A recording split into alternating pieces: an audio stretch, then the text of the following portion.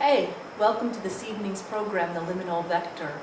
Tonight we'll explore the space between writing and teaching with our guest, Jimmie Gilliam, much loved poet and teacher, and two of her friends and students, Barb Faust and Linda Drajum, also published poets and teachers. To begin our inquiry, we'll look at the question of process. But I struggle, and I'm okay with being at the elbow of students who struggle. Process is not ABC and there it is. It's more like farming. You know, there were times when the fields were fallow. There were times when there was a harvest.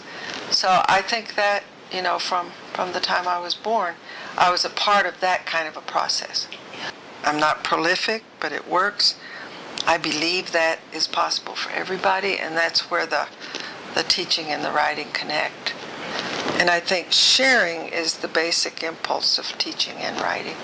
A person who wants to be a writer is a writer if that person writes and muses and struggles with it and does it first and last for the self. The genie of the book, the genius of the book needs to be let out. My heart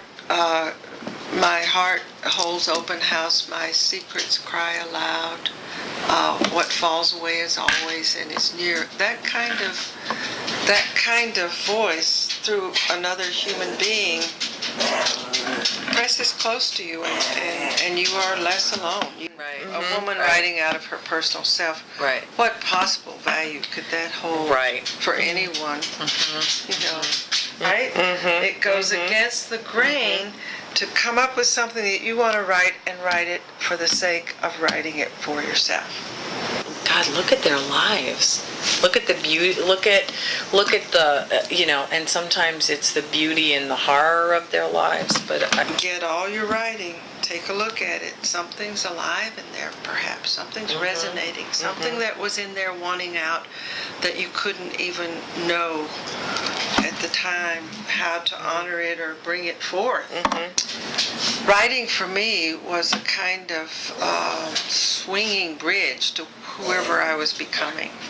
It's the right hand and the left hand working together as a self, but then being open to the other person that you're sharing it with.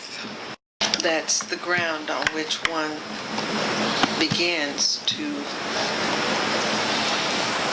perceive oneself